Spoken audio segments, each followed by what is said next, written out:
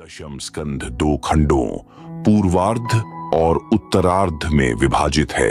इस स्कंध में श्री कृष्ण चरित्र विस्तार पूर्वक है। इस वीडियो में हम पूर्वार्ध की कहानियों के बारे में जानेंगे, जो कि इस प्रकार है।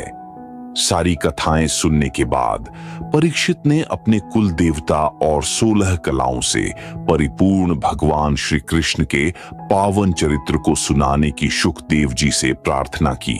इस पर शुकदेव जी ने श्री कृष्ण के रूप में भगवान विष्णु के अवतार लेने की कथा को सुनाया। शुकदेव जी ने कहा कि पृथ्वी जब अनेक राक्षसों के अत्याचारों से दुखी हो गई तो ब्रह्मा जी के पास गई। ब्रह्मा जी उसे शिव जी के पास ले गए। शिव उस समय भगवान विष्णु के ध्यान में रत थे। ब्रह्मा और पृथ्वी भी भगवान का स्मरण करने लगे। स्मरण करते समय सुने हुए भगवान के वचन पृथ्वी को बताते हुए ब्रह्मा जी ने कहा कि वसुदेव की पत्नी देवकी के गर्भ से विष्णु शीघ्र ही श्री कृष्ण के रूप में अवतार लेंगे। श्री हरि के अंश शेष जी भी श्री कृष्ण के बड़े भाई के रूप में जन्म लेंगे। पांडुनंदन यदुवंशियों में शूरसेन नाम के तेजस्वी राजा ने अपनी पत्नी मरीष्या से 10 पुत्र और 5 कन्याएं उत्पन्न की। इनमें सबसे बड़े पुत्र का नाम वसुदेव था। वसुदेव का विवाह राजा देवक की पुत्री देवकी से हुआ था। देवकी के गर्भ से 8वें पुत्र के रूप में भगवान श्री कृष्ण ने जन्म लिया। कृष्ण माता देवकी कंस की चचेरी बहन थी। जब देवकी का विवाह हो रहा था तब एक भविष्यवाणी हुई थी, जिसमें कहा गया था कि देवकी के गर्भ से उत्पन्न 8वीं संतान कंस का काल होगी। इस कारण देवकी की सभी संतानों को मारने के लिए कंस ने देवकी और वसुदेव को विवाह बाद जेल में बंद कर दिया था। वहीं जेल में देवकी की 8वीं संतान के रूप में भगवान श्री कृष्ण ने जन्म लिया। कंस के वंश का परिचय देते हुए शुकदेव जी बोले कि वृष्णिवंशी आहुक राजा के बेटे उग्रसेन थे। उनकी पत्नी बहुत सुंदर थी। उसका नाम पवन रेखा था। एक दिन वह उपवन में विहार कर रही थी तो सखियों से अलग हो गई। वहां पर एक दैत्य घूमता हुआ आ गया। इस दैत्य का नाम द्रुमलिम था। दैत्य ने रानी को देखकर उससे भोग विलास करना चाहा, क्योंकि वह उसके रूप पर मुग्ध हो गया था। बलपूर्वक भोग से आनंद न मिल पाने के कारण उसने माया से उग्रसेन का रूप बनाकर काम भावना बुझाने की प्रार्थना की। रानी ने पहले तो उसको दिन में रोका, लेकिन कई बार कहने से उनकी इच्छा पूरी की। सहवास के उपरांत राक्षस अपने वास्तविक रूप में आ गया, जिस देखकर वह रानी बहुत घबराई और उसने उसको भला बुरा कहा। तब राक्षस ने कहा कि तेरे समान रूपवती स्त्री को अपुत्रवती जानकर मैंने तुझसे सहवास किया है। मैं अपने से उत्पन्न इस पुत्र को अपने सारे पुण्य समर्पित करता हूं। तुम इसे ईश्वर का विधान समझो और अपने गर्भ की रक्षा करके पुत्रवती बनो। पवन रेखा ने भी इसे ईश्वर का विधान मानकर धैर्य धारण कर लिया। जब पवन रेखा कुंजों से बाहर आई तो उसने अपनी सखियों को चिंतित रूप में देखा। सखियों ने जब रानी से श्रृंगार के उतरने, मुख के पीला पड़ने तथा दुखी मन होने का कारण पूछा तो उसने उत्तर दिया कि यहाँ एक यवन आया था, जिसे देखकर मैं मूर्छित हो गई थी। सखियों ने ईश्वर को धन्यवाद दिया और रानी को रथ पर बिठाकर नगर में लौट आईं। समय आने पर रानी के पुत्र उत्पन्न हुआ। ब्राह्मणों ने उस बालक की कुंडली देखकर उसकी आतताई, लोकपीड़क तथा पिता के राज्य को हथियाने वाला बताया। ब्राह्मणों ने यह भी बताया कि इसके अत्याचारों से धरती कांप जाएगी और भगवान विष्णु को उसका वध करने के लिए अवतार लेना पड़ेगा। धर्मात्मा उग्रसेन ने ईश्वर का विधान मानकर बालक का पालन पोषण किया।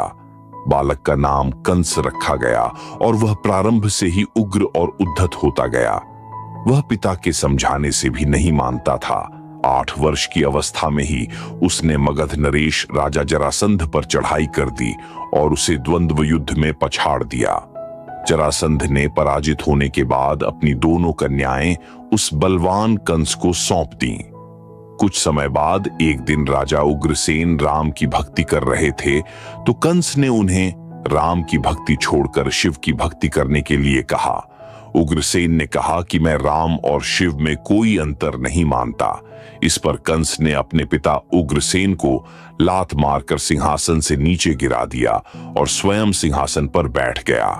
सिंहासन पर बैठने के बाद उसने अपने राज्य में हवन, जप, तप आदि का निषेध करा दिया और यह भी घोषणा करा दी कि जो व्यक्ति इस आदेश का पालन नहीं करेगा उसे दंड दिया जाएगा। जब कंस ने पृथ्वी के अनेक राजाओं को जीत लिया तो उसके मन में यह भी आया कि इंद्र पर विजय प्राप्त की जाए। उसे इंद्र नहीं मिला और मंत्रियों के द्वारा इंद्र पर अधिकार करने के लिए अश्वमेध यज्ञ की योजना भी उसे अच्छी नहीं लगी। उसके लगातार बढ़ते हुए कर्मों के कारण उसके वध के लिए श्री कृष्ण का अवतार शुरू हुआ था। शूरसेन राजा ने मथुरा नगर को बसाया और अपने जीवन काल में सभी यदुवंशियों का एक स्थान पर एकत्रित कर लिया। जब शूरसेन का बेटा वसुदेव देवकी को विवाह करके ला रहा था तो उसका सम्मान करने के लिए कंस स्वयं रथ का संचालन करने लगा। लेकिन इसी समय एक भविष्यवाणी हुई जिसमें कहा गया कि देवकी का 8वां बेटा तुम्हारा काल होगा। इस आकाशवाणी को सुनते ही कंस तलवार से देवकी की हत्या करने के लिए तैयार हुआ तो वसुदेव ने उसे बहुत रोका और समझाया कि स्त्री वध का पाप सिर पर न ले। लेकिन कंस नहीं माना तो वसुदेव ने उससे कहा कि वह प्रत्येक संतान को जन्म लेते ही कंस को समर्पित कर देगा। इस शर्त को सुनकर कंस ने देवकी को छोड़ दिया। बाद में वसुदेव ने इस प्रतिज्ञा का पालन किया और सबसे पहला पुत्र कीर्तिमान ले जाकर कंस को सौंप दिया। लेकिन कंस ने यह कहकर उस पुत्र को लौटा दिया कि यह तो तुम्हारा पहला पुत्र है, उसे तो केवल 8वें पुत्र की आवश्यकता है। इस तरह वह वसुदेव को सारी संतान लौटाता रहा। एक समय नारद जी कंस के पास आए तो उन्होंने कहा कि तुम यदुवंशियों पर बहुत अंकुश रखो। यह सुनकर कंस ने अन्य यदुवंशियों को तो पीड़ा देना शुरू कर दी और वसुदेव तथा देवकी को जेल में डाल दिया। 7वीं संतान के रूप में भगवान की योग माया से देवकी के पेट का गर्भ रोहिणी के गर्भ में स्थापित हुआ, जिससे बलराम की उत्पत्ति हुई। जब देवकी के यहाँ 8वीं संतान के रूप में भगवान श्री कृष्ण ने अवतार लिया तो कारागार के ताले अपने आप खुल गए और सभी पहरेदार गहरी नींद में सो गए। तब वसुदेव जी नवजात बालक को लेकर उसे किसी प्रकार यमुना पार करा के गोकुल में नंद जी के घर ले गए।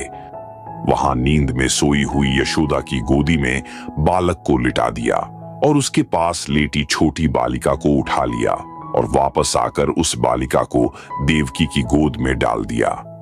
भगवान की माया के कारण प्रसव पीड़ा से अचेत यशोदा को इस परिवर्तन के रहस्य का कोई पता नहीं चला। इधर दूसरी ओर बच्ची के रोने की आवाज सुनकर जेल के पहरेदारों ने दरवाजे बंद करके महाराजा कंस को देवकी के यहाँ लड़की के जन्म की सूचना दी।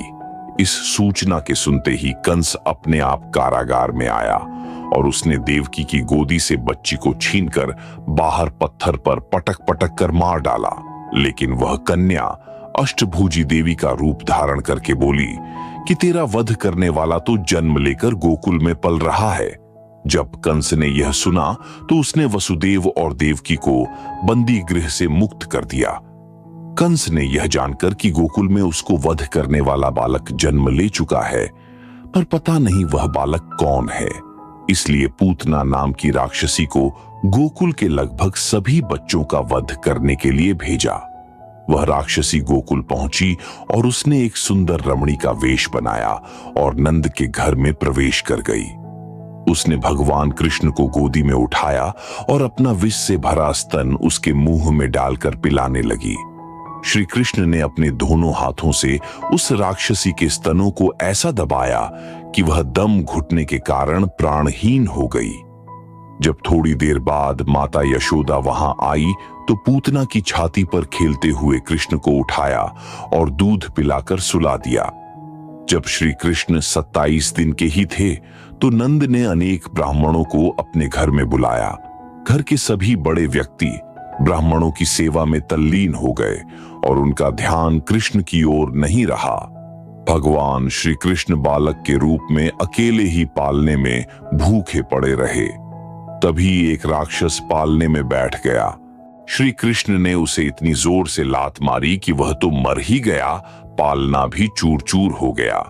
शोर सुनकर बहुत से लोग वहां भाग कर आए और उन्होंने देखा कि कृष्ण तो कुशल पूर्वक हैं, लेकिन एक राक्षस वहां पर मरा पड़ा है। श्री कृष्ण जब 5 महीने के थे तब कंस ने तृणावर्त नाम के राक्षस को श्री कृष्ण के वध के लिए भेजा। राक्षस वहां गया और वह श्री कृष्ण को लेकर आकाश में उड़ गया। तब 5 महीने के श्री कृष्ण ने उस राक्षस का वध कर दिया और अपने माता पिता तथा गोपियों की चिंता का निवारण किया।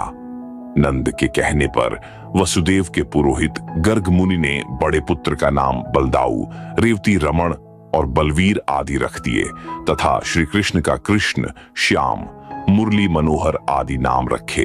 बड़े होकर कृष्ण अनेक प्रकार की बाल लालाएं करने लगे।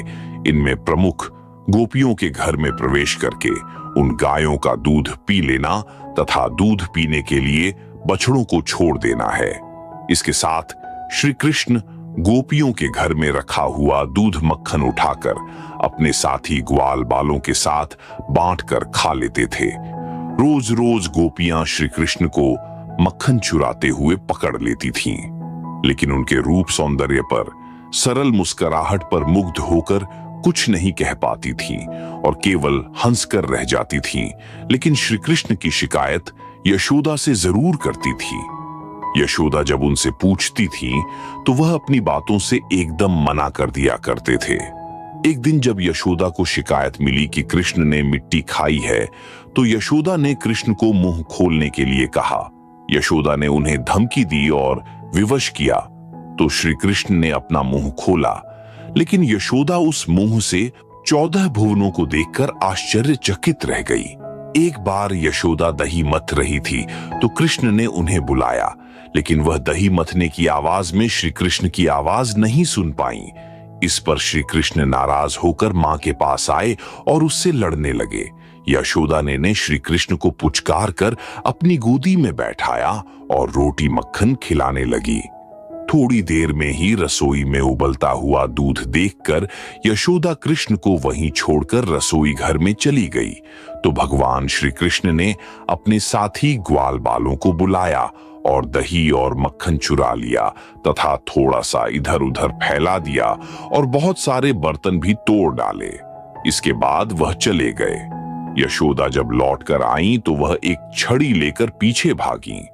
बड़ी कठिनता से उन्होंने श्री कृष्ण को पकड़ा और पकड़े जाने पर जब श्री कृष्ण रोने लगे तो माता के मन में भी दया हो आई और उसने छड़ी तो फेंक दी, लेकिन श्री कृष्ण को रस्सी से बांधने के लिए घर ले आई।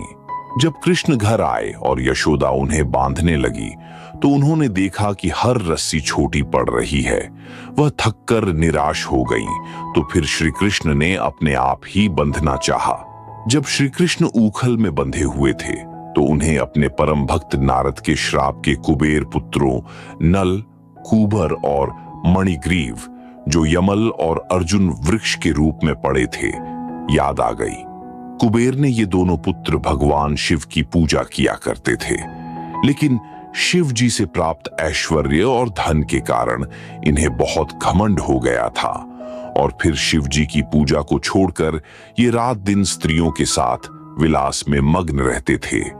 जब ये दोनों एक बार स्त्रियों के साथ विलास कर रहे थे तो वहां पर नारद जी आए। नारद जी को देखकर स्त्रियों को तो लज्जा की अनुभूति हुई, लेकिन ये दोनों बिना संकोच के निमग्न रहे। ऐसे निर्लज्जों को नारद जी ने जड़ वृक्ष बन जाने का श्राप दिया और फिर उनके प्रार्थना करने पर नारद जी ने कहा कि भगवान श्री कृष्ण तुम्हारा उद्धार करेंगे। इस बात की याद आने पर भगवान श्री कृष्ण ने उनका श्राप दूर करने के लिए ऊखल को घसीटकर यमल और अर्जुन पेड़ों के बीच में फंसा दिया। इसके बाद उन्होंने ऊखल को जोर से खींचा तो दोनों वृक्ष गिर गए और नलकब्र तथा मणिग्रीव अपने वास्तविक रूप में सामने आ गए। फिर वे श्री कृष्ण स्तुति करके अपने धाम को चले गए। कंस का उपद्रव और अत्याचार दिन पर दिन बढ़ रहा था। इसी कारण बड़े बूढ़ों के परामर्श से नंद गोकुल में अपने साथियों को छोड़कर वृंदावन में आकर बस गए। वृंदावन में आकर श्री कृष्ण ने जिद करके बलराम के साथ बछड़ों को चराने की अनुमति प्राप्त कर ली। फिर वह इस कार्य को करने लगे। लेकिन एक दिन कंस ने वत्सासुर राक्षस को बछड़े के वेश में कृष्ण को मारने के लिए भेजा। वह बछड़े का रूप धारण करके अन्य बछड़ों से मिल गया। उसे देखकर बाकी सारे बछड़े बहुत व्याकुल होने लगे। श्री कृष्ण ने उस राक्षस की चोंच को पकड़कर उसे चीर फाड़ दिया और उसका वध कर दिया। जब ये सारी बातें ग्वाल बालों ने नंद और यशोदा को बताई तो वह अपने बालक की शक्ति पर बलियां लेने लगीं। इसी तरह एक बार कंस ने भगवान श्री कृष्ण का वध करने के लिए अघासुर राक्षस को भेजा। उसने अपनी योग माया से अजगर का वेश बनाया और अपना मुंह फैला लिया। गौ चराने के लिए श्री कृष्ण और ग्वाल बाल उसे पर्वत कंदरा समझकर खेल खेल में उसमें प्रवेश कर गए और जैसे ही ग्वाल बाल श्री कृष्ण के साथ उसमें घुसे वैसे ही अजगर ने अपना मुंह बंद करके उन्हें निगल लेना चाहा। तब श्री कृष्ण ने अपने शरीर का इतना विस्तार किया कि अजगर का दम घुट गया और बाकी सब ग्वाल बाल कुशल पूर्वक उसके पेट से बाहर आ गए। ब्रह्मा जी ने एक बार श्री कृष्ण की परीक्षा ली। उन्होंने उनकी गायें और बछड़े चुरा लिए। जब श्री कृष्ण उन्हें ढूंढने निकले तो ब्रह्मा ने सभी ग्वाल बालों का भी हरण कर लिया। श्री कृष्ण ने ध्यान लगाया और उन्हें वास्तविकता का पता चला। उन्होंने तुरंत नए गाय बछड़े और ग्वाल बालों की सृष्टि कर दी। किसी को यह भी पता नहीं चला कि ये पशु प्रतिकृति रूप में थे। एक वर्ष के बाद ब्रह्मा जी ने सेवकों के द्वारा श्री कृष्ण की वंशी सुनने के बाद बहुत रोकने पर भी जब सभी गायें श्री कृष्ण के पास दौड़कर आईं, तो ब्रह्मा ने भी अपनी शक्ति से अधिक श्री कृष्ण की शक्ति को स्वीकार किया और अपनी सीमा मानी। उन्होंने श्री कृष्ण की पूजा की और श्री कृष्ण ने अपने द्वारा बनाई गई बछड़ों और गायों की सृष्टि को अदृश्य कर दिया। एक दिन अपने साथियों के साथ गौएं चराते हुए श्री कृष्ण ने साथियों से सुना कि पास में ही एक बहुत मीठे फल के वृक्षों से भरा हुआ ताल का वन है और उन वृक्षों के अमृत फल कोई नहीं खा सकता, वे वैसे ही नष्ट हो जाते हैं। कारण यह है कि धेनुक नाम की महाबली राक्षस आतंक फैलाए हुए है। अपने साथियों की इच्छा जानकर श्री कृष्ण बलराम के साथ उस वन में गए और धेनुक तथा उसके परिवार वालों का नाश किया। इस तरह अपने साथियों की मीठे फल खाने की इच्छा पूरी की। एक दिन श्री कृष्ण ने देखा कि कालिय नाग यहाँ आकर रहने लगा है और उसके जहर का प्रसार यमुना के सारे जल में हो गया है, जिससे नदी का जल विषमय हो गया है। तब श्री कृष्ण ने नाग का नाश करने के लिए साथियों के साथ खेलते खेलते अपनी गेंद कालिय नाग की दह में फेंक दी और फिर उसे खोजने के लिए उसमें कूद पड़े। जब यह समाचार फैला तो यशोदा तथा अन्य स्त्रियां यमुना के किनारे आकर रोने लगी। इधर कालिय नाग ने श्री कृष्ण के चारों तरफ अपने को लपेट लिया, लेकिन जैसे ही कृष्ण ने अपने शरीर का विस्तार किया तो सांप का बंधन ढीला हुआ और चरमराने लगा और श्री कृष्ण उसके सिर पर चढ़कर नाचने कूदने लगे। इससे वह और भी व्याकुल हो गया। तब भगवान श्री कृष्ण ने उससे कहा कि वह इस प्रदेश को छोड़कर कहीं और जाकर रहने लगे। नाग ने कृष्ण के इस आदेश का पालन किया और उनकी स्तुति करके यमुना को छोड़कर दूसरी जगह चला गया। एक बार आधी रात के समय सब लोग सो रहे थे कि अचानक चारों तरफ आग लग गई और उस आग में गोपियां अपने बछड़ों गायों सहित घिर गईं। उन्होंने श्री कृष्ण के नाम की रट प्रारंभ कर दी। नंद और यशोदा सहित गोकुल वासियों की दीन पुकार को सुनकर कृष्ण ने उस अग्नि को पी लिया और सारे ब्रजवासियों की रक्षा की। श्री कृष्ण और बलराम एक समय मिलकर अपने साथियों सहित घोड़ा चढ़िया नामक खेल खेल रहे थे। इस खेल में हारा हुआ व्यक्ति घोड़ा बनता है और जीता हुआ सवार। खेल खेल में कंस के द्वारा भेजा गया प्रलंबासुर राक्षस भी गोप का रूप धारण करके उनके साथियों में मिल गया। श्री कृष्ण ने उसे पहचान लिया और बलराम जी को बता दिया। श्री कृष्ण के दल में मिला हुआ वह राक्षस हार गया क्योंकि बलराम का दल जीत गया था। तब वह बलराम को अपनी पीठ पर बिठाकर जल्दी से बहुत दूर भागा। बलराम के साथियों ने उसका पीछा किया, लेकिन वे उसकी गति के साथ न जा सके। उसने बलराम को अकेले में मारना चाहा था, लेकिन जैसे ही वह बलराम को मारने के लिए अपने वास्तविक रूप में आया, त्यों ही बलराम ने उसके प्रहारों को सहते हुए उसकी अपने मुक्कों से ऐसी पिटाई की कि वह मर गया। इस तरह इस राक्षस का वध करने के कारण सबने बलराम जी का अभिनंदन किया और फिर खेल खेलने लगे। ग्वाल बाल खेल में तल्लीन थे, तो उनके न देखने से सभी गौएं पास के कुंजवन में चली गईं। कुछ देर बाद श्री कृष्ण ग्वाल बालों के लेकर कुंजवन में पहुंचे और गौओं को ढूंढने लगे। तब चारों तरफ से अग्नि प्रकट होने से पशु और मनुष्य आग में घिर गए और बचाव के लिए श्री कृष्ण से प्रार्थना करने लगे। प्रार्थना करने के बाद श्री कृष्ण ने उन्हें अपनी आंख बंद करने के लिए कहा। जब उन्होंने थोड़ी देर बाद आंख खोली तो देखा कि वे सब के सब कूंज वन में हैं और गायें उनके पास कूंज वन में ही हैं। इस प्रकार श्री कृष्ण के ब्रह्म स्वरूप में उनका विश्वास बढ़ता गया। ब्रजकुमारियों के मन में भावना का विकास इस तरह होता गया कि उन्होंने श्री कृष्ण को ही पति के रूप में वर्ण करना आरंभ कर दिया और उन्हें पाने के लिए अघन महीने में कात्यायनी व्रत धारण करने लगी। एक दिन वे सभी गोपियां नदी के किनारे जाकर अपने वस्त्र उतारकर जल में स्नान करने लगीं। श्री कृष्ण अपने मित्रों सहित उधर आए और उन्होंने गोपियों के इस कार्य का वरुण देवता का अपमान समझा। श्री कृष्ण ने गोपियों को शिक्षा देने के लिए उनके वस्त्र उठा लिए और पास ही कदम्ब के पेड़ पर चढ़कर बैठ गए। गोपियों को जब श्री कृष्ण के इस कार्य का पता लगा तो वे जल में खड़ी होकर ही अपने वस्त्रों के लिए प्रार्थना करने लगीं। श्री कृष्ण ने उनसे कहा कि वे अपने हाथों से अपने गुप्तांगों ढककर बाहर आएं। गोपियों ने ऐसा ही किया। फिर श्री कृष्ण ने उन्हें पूरी तरह शिक्षित करने के लिए प्रायश्चित रूप में हाथों को मस्तक पर ले जाकर जोड़ने के लिए कहा। गोपियों ने संकोच से भरे हुए ऐसा ही किया। संकोच करती हुई गोपियों से उन्होंने आगे आने के लिए कहा और वैसा करने के बाद ही श्री कृष्ण ने उनके वस्त्र लौटाए। गोपियां श्री कृष्ण के रूप सौंदर्य पर मुग्ध थीं, इसीलिए उन्होंने उनकी बात का बुरा नहीं माना। उन्होंने श्री कृष्ण के वस्त्र हरण का सामान्य रूप में लिया। वे कृष्ण में अनुरक्त थीं और उन्हें पति रूप में पाना चाहती थीं। उनकी इच्छा पूरी तरह करते हुए भगवान श्री कृष्ण ने उनके साथ रासलीला की। एक बार श्री कृष्ण वन में गायों को चराते हुए अपने साथियों के साथ घूम रहे थे। उनके साथियों को मीठे फल और मिठाई खाने की इच्छा हुई। इस बीच में ही श्री कृष्ण को ब्राह्मणी स्त्रियों का ध्यान आया और उन्होंने सभी ग्वाल बालों को आंग्य रस यज्ञ में लगी सुंदर मिष्ठान तैयार करती हुई ब्राह्मणियों के पास भेजा। जब गोप ग्वाले वहां उनके पास गए तो उन्होंने भगवान श्री कृष्ण का नाम लिया।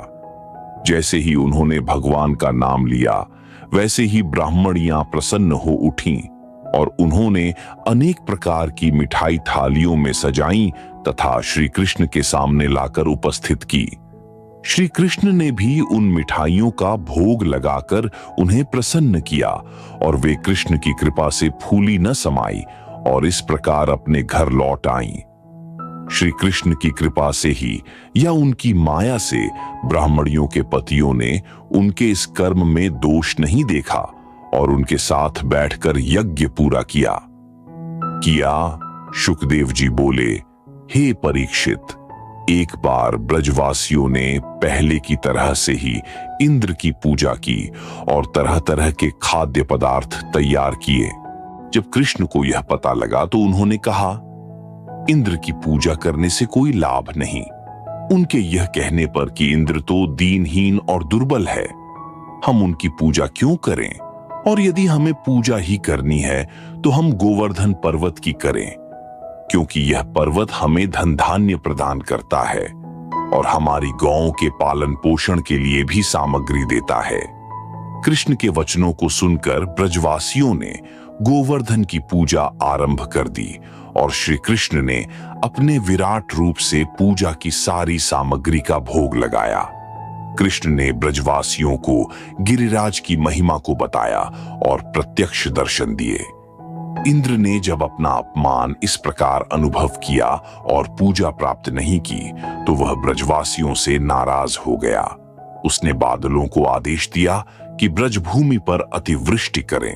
अतिवर्षा से प्रलय का दृश्य उपस्थित हो गया। चारों तरफ पानी ही पानी दिखाई देने लगा। ब्रज के निवासी घबरा गए।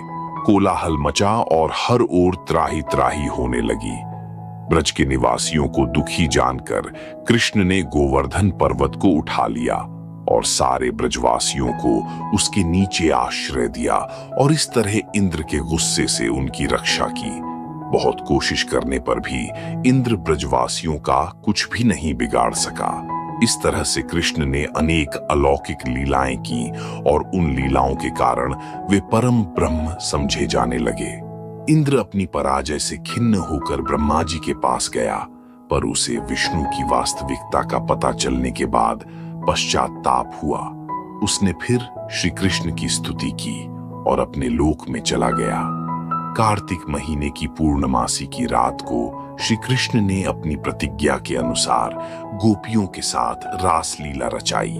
इस कार्यक्रम के अंतर्गत वे यमुना किनारे आकर बांसुरी बजाने लगे। जब गोपियों ने बांसुरी का स्वर सुना तो अपना घर, परिवार, पति पुत्र आदि को छोड़कर और उनके मना करने पर भी कृष्ण के साथ लीला में भाग लेने के लिए आधी रात को वहां पहुंच गईं। उधर श्री कृष्ण ने घर परिवार और पतियों को छोड़कर आने वाली गोपियों को कहा कि यह उन्होंने अच्छा कार्य नहीं किया है, उन्हें वापस घर लौट जाना चाहिए। लेकिन गोपियां नहीं मानी और पछाड़ खाकर वहीं पर मूर्छित हो गई। उनकी आंखों से आंसुओं की धारा बहने लगी। जब श्री कृष्ण ने यह देखा तो इन्हें गोपियों की सत्यनिष्ठा पर विश्वास हो गया और फिर उन्होंने उनके साथ गाते बजाते और नाचते हुए रासलीला की। आनंद मग्नता की इस अवस्था में सब आत्मविस्मृत हो गए। श्री कृष्ण ने देखा कि गोपियां उन्हें पति रूप में देख रही हैं, तो उन्हें उनकी यह वासना अच्छी नहीं लगी। तब वे राधा को लेकर किसी दूसरी ओर अंतर्धान हो गए। कृष्ण को अपने पास न देखकर गोपियां बहुत व्याकुल हुईं और उन्हें ढूंढने लगी। यहाँ तक कि वे जड़ चेतन से श्री कृष्ण का पता पूछकर इधर उधर बेचैन होकर भटकने लगीं। दूसरी ओर श्री कृष्ण राधा को लेकर बहुत दूर चले आए तो राधा ने यह समझा कि श्री कृष्ण उनके वश में हैं और उन्होंने चलने में अपनी कमजोरी प्रकट की। फिर कृष्ण को गधे पर बैठाकर चलने के लिए कहा। श्री कृष्ण की स्वीकृति पाने पर जैसे ही राधा हाथ बढ़ाकर चढ़ने लगी, वैसे ही श्री कृष्ण उसे दिखाई नहीं दिए और राधा व्याकुल होकर श्री कृष्ण को ढूंढने लगी। गोपियां भी श्री कृष्ण को ढूंढती हुई वहीं आ पहुंची और राधा को देखकर उनके मन में सुख पैदा हुआ, लेकिन राधा स्वयं श्री कृष्ण के वियोग में तड़प रही थीं। गोपियां और राधा श्री कृष्ण को कहीं भी न पाकर उनके रूप और गुण का स्मरण करती हुई रोने लगी। जब बहुत देर तक भी श्री कृष्ण उनको नहीं मिले और उन्हें उनका कोई पता भी न चला, तो उन्होंने अपने प्राणों को त्याग देना ही उचित समझा। गोपियों की दशा देखकर श्री कृष्ण उनके सामने प्रकट हुए और उनके साथ रास रचाया। गोपियां श्री कृष्ण के रास भाव से संतुष्ट और प्रसन्न हुईं और कृष्ण ने भी जितनी गोपियां थीं उतने ही रूप बनाकर उन्हें संतुष्ट किया। प्रश्न यह उठा कि भगवान जिस प्रकार यह भोग विलास रूपी निंदित कार्य किया, इस पर शुकदेव जी ने उन्हें उत्तर दिया कि जो व्यक्ति समर्थ होता है उसे कोई दोष नहीं लगता। इससे भगवान श्री कृष्ण की धर्म स्थापना और अवतार की महत्ता को कोई दोष नहीं लगता। आग में भी सभी प्रकार की चीजें पड़कर भस्म हो जाती हैं और अग्नि को कोई दोष नहीं लगता। ऐसे ही जो समर्थ व्यक्ति हैं उन्हें भले बुरे से परे मानना चाहिए। लेकिन छोटों को उनका आचरण नहीं करना चाहिए। जैसे कोई व्यक्ति शिवजी के द्वारा किए विषपान का अनुकरण करने लगे तो क्या वह मृत्यु से बच पाएगा? अतः महान लोगों के दोष ग्रहण न करके केवल उनके गुण ग्रहण करने चाहिए, क्योंकि दोष की अपनी अपनी सामर्थ्य होती है। एक बार ब्रज के निवासी देवकी नामक वन की यात्रा के लिए गए। वहां एक भयानक अजगर ने नंद जी को पकड़कर खा लेना चाहा।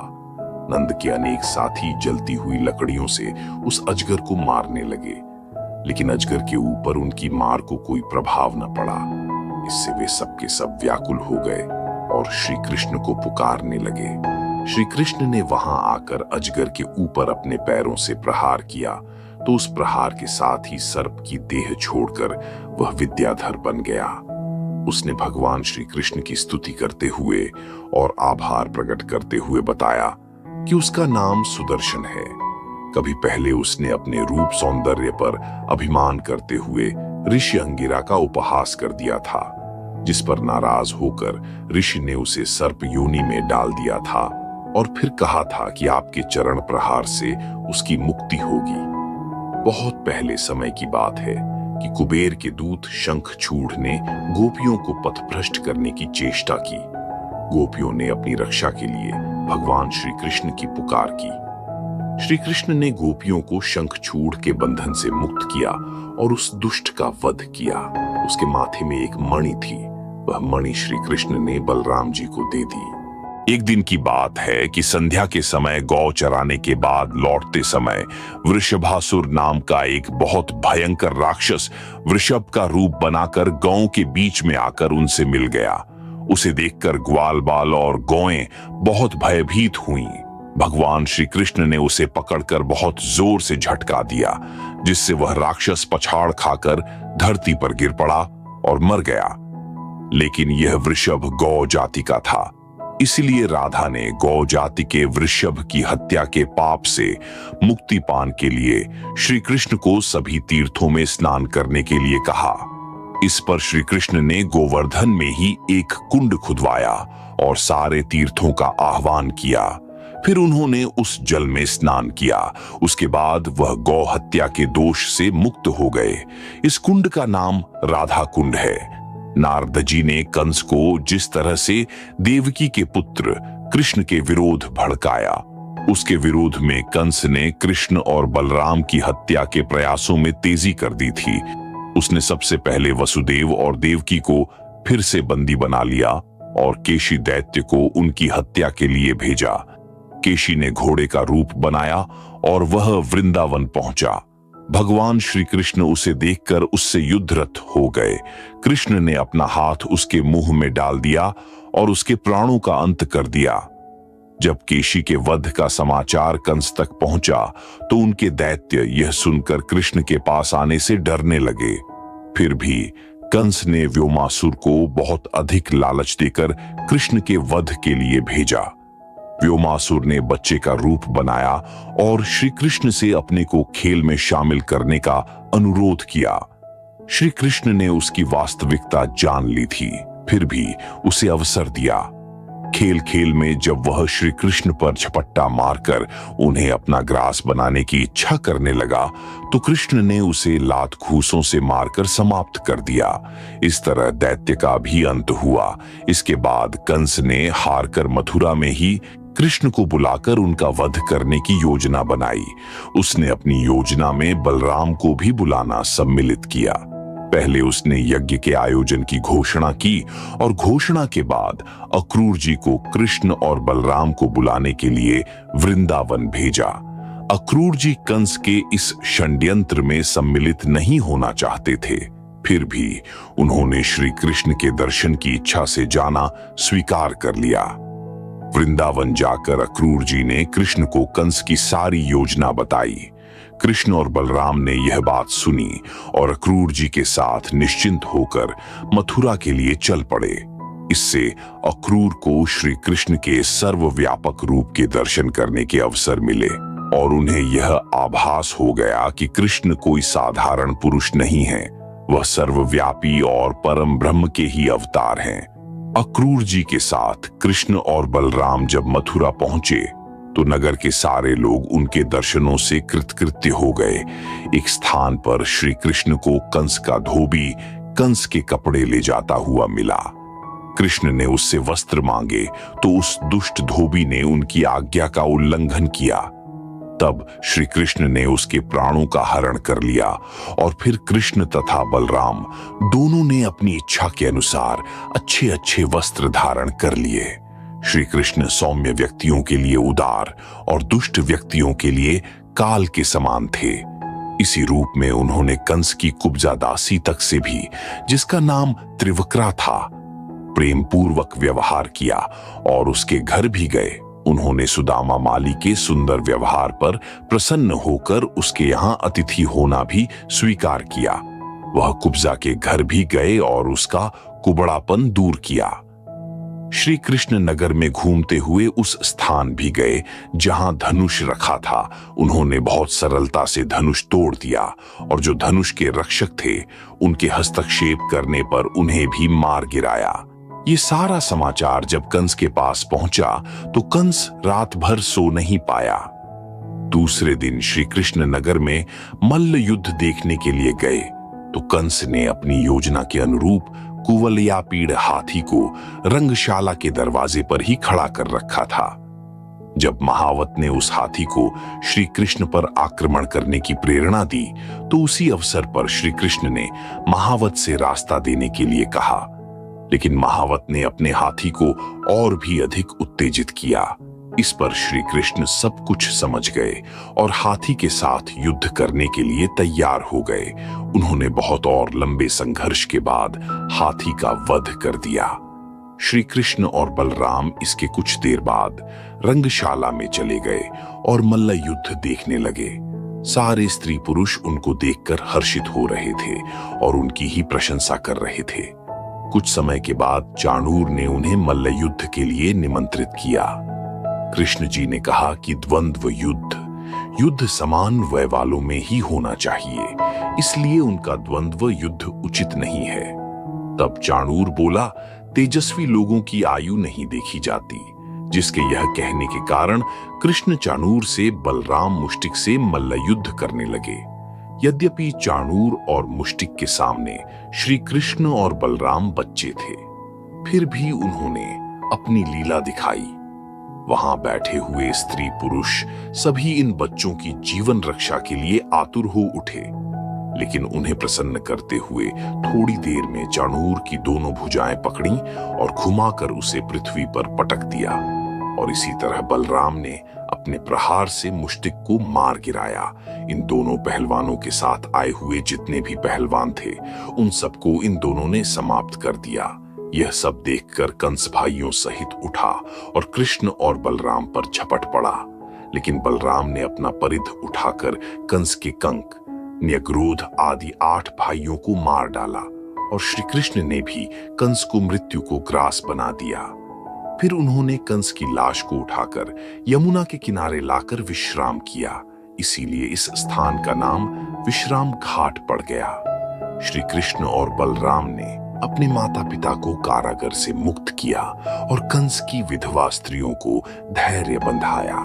कंस के वध के बाद उसके आतंक से छिपे हुए वे सभी राजा जो अपना देश छोड़कर भाग गए थे तथा अन्य भयभीत सामंत लोग श्री कृष्ण का आश्वासन पाकर अपने अपने स्थान को लौट गए। भगवान कृष्ण ने विचार करके कहा, हम यदुवंशियों को ययाति के श्राप के कारण राजदंड ग्रहण करना उचित नहीं है। सबने इस बात को स्वीकार किया और फिर कंस के पिता उग्रसेन को राजा बना दिया। कृष्ण और बलराम ने नंद जी के पास आकर अपने पालन पोषण के लिए आभार प्रकट किया और जितने भी कष्ट उन्होंने सहे थे उनके प्रति आभार मानते हुए सदा उनकी रक्षा करने का आश्वासन दिया। इसके बाद दोनों भाई यज्ञोपवीत के उपरांत विद्या प्राप्त करने के लिए संदीपन गुरु के आश्रम में आए। उन्होंने बहुत जल्दी ही वेद और वेदांतों का पारायण कर लिया। जब संदीपन को दक्षिणा देने वाली बात आई तब गुरु ने इनसे उस पुत्र का जीवन दान मांगा जो समुद्र में डूब गया था। गुरु के आदेश का पालन करने के लिए श्री कृष्ण प्रभास क्षेत्र में आए। वहां समुद्र तट पर आकर समुद्र से अपने गुरुपुत्र की मांग करने लगे। तब समुद्र उनके सामने उपस्थित हुआ और बोला कि बालक का शंख रूपधारी दैत्य ने हरण कर लिया है। कृष्ण ने उस दैत्य का संहार कर दिया, फिर भी उन्हें उनके गुरु का बालक नहीं मिला।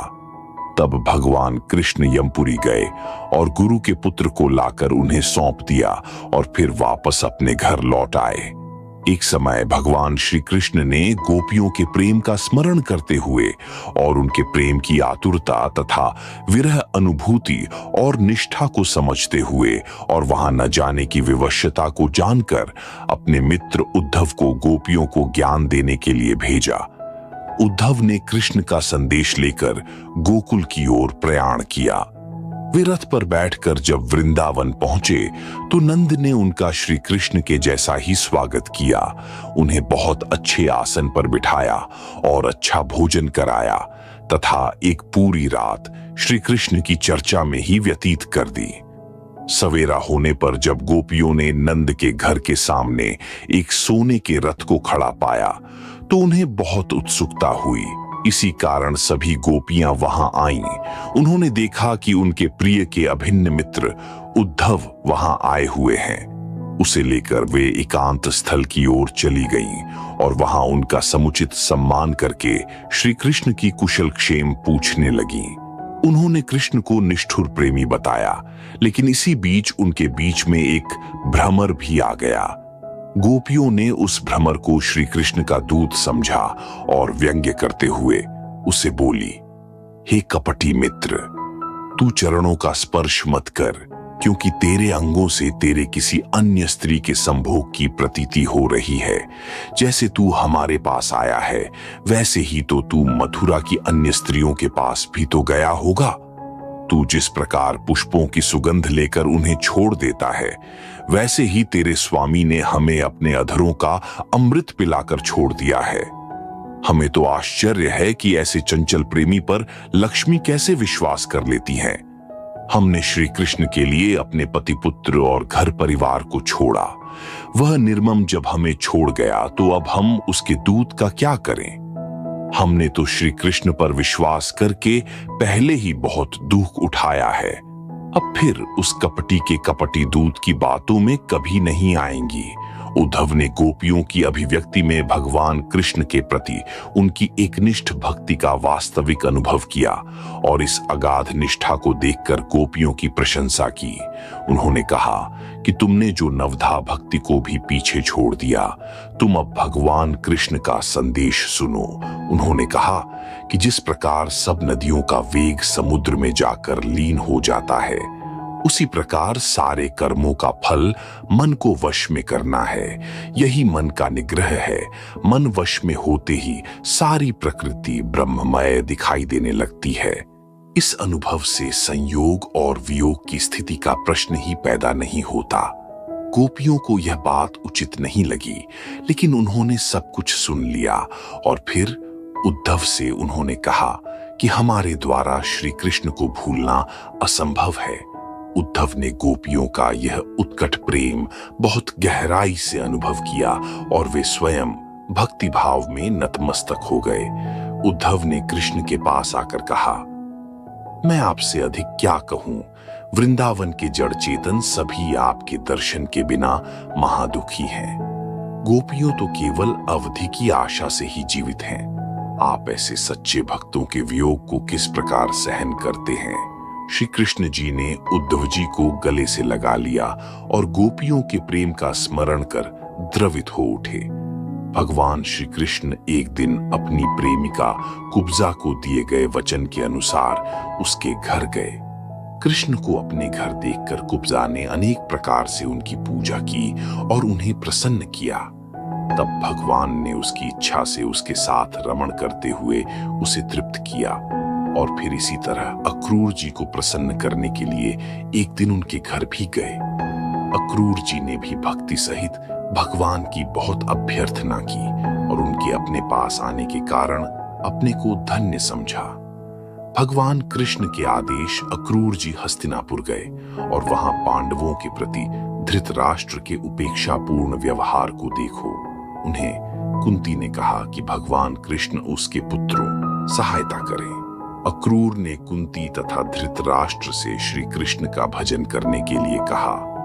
कुंती कृष्ण का ध्यान और भजन करने लगी, लेकिन धृतराष्ट्र अक्रूर की बात को मानते हुए भी अपने पुत्रों के मोह को छोड़ने में असमर्थ हुए। बाद में अक्रूर हस्तिनापुर से मथुरा लौट आए और उन्होंने हस्तिनापुर का सारा वृतांत कृष्ण से कह सुनाया। इसके साथ दशम स्कंध पूर्वार्ध समाप्त होता है। मिलते हैं अगली वीडियो जिसमें हम दशम स्कंध उत्तरार्ध की कथाएं सुनेंगे। तब तक के लिए ओम नमो भगवते वासुदेवाय नमः।